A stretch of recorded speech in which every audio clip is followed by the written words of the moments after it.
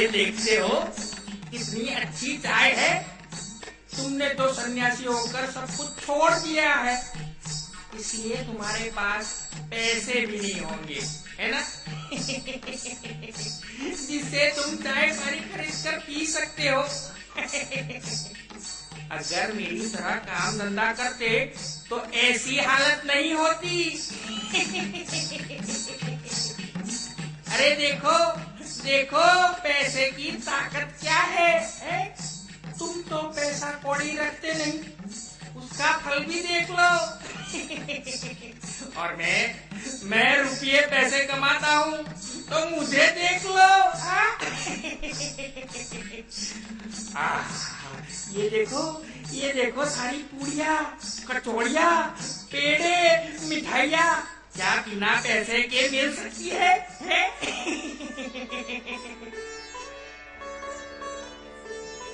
जय राम जी की बाबा जी, आप धूप में क्यों बैठे हैं? छांव में चलिए, मैं आपके लिए खाना लाया हूँ, कृपा करके खा लीजिए ना। अब भाई मुझे ऐसा लगता है कि तुम भूल कर रहे हो। शायद किसी दूसरे को देने के लिए मैं नहीं होऊंगा वो। भूल से मेरे पास चले आए हो आप। नहीं नहीं नहीं, आप ही तो वह साधु हैं जिसे मैंने देखा है ना। अब क्या मतलब? आपने मुझे कहाँ देखा? सपने में। क्या क्या कहा? सपने में? मैं हलवाई हूँ, मेरी मिठाई की दुकान है। दोपहर को खाना खाकर सो गया था और उसी समय सपने में देखा कि श्री राम जी आकर मुझसे कह रहे हैं, मेरा एक साधु स्टेशन पर पड़ा हुआ खाए बिना दुख भोग रहा है, कल से उसने कुछ खाया पिया नहीं है, तू तुरंत जाकर उसकी सेवा कर। तब मैं बिस्तर छोड़कर उठा और तुरंत आपके लिए सब कुछ खाना ले आया हूँ। मैं वही साधु हूँ, ये तुमने कैसे जाना? अरे आपको ही तो मैंने सपने में देखा था। आपका बहुत बहुत धन्यवाद। अरे खाइए खाइए ना, ये पूरिया, कचौड़िया और ये मिठाइयाँ तो मैंने शुद्ध घी में बनाई है, खाइए। हाँ भाई हाँ। मुझसे बड़ी भूल हो गई, मैंने आपको पहचाना नहीं। पेट भरने के लिए मैं दिन रात मेहनत करता हूँ। मैंने पूरा जीवन पैसे कमाने के लिए बिता दिया। आज तक मैं ऐसा समझता था कि जो मेहनत नहीं करना चाहता वो साधु बनता है, और मेरे लिए साधु और भिखारी में कोई अंतर नहीं है।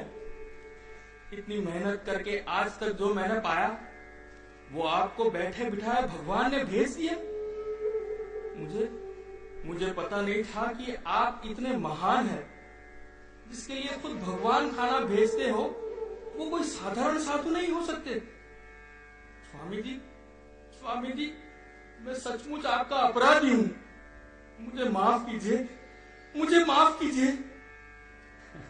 देखो भाई, तुमने अपने कर्म पर आस्था रखी और उसी कर्म के कारण तुम भोजन पा सके। मैंने अपने ईश्वर पर आस्था रखी और उसी कारण मैं भोजन पा सका। तुम कर्म इसलिए करते हो कि तुम्हें धन प्राप्त हो और उस धन को अपने परिवार में बांट सको, जिससे परिवार में खुशियां आए। सन्यासी का लक्ष्य ज्ञान है, तो मेरा कर्म सिर्फ ज्ञान प्राप्ति के लिए होता है, जो मैं पूरे विश्व में बांट सकूं, जिससे सबका कल्याण हो। इस तरह हम दोनों अपनी अपनी जगह पर सही हैं। अपना कर्म पूरी लगन से करो और दूसरों को हीन मत समझो।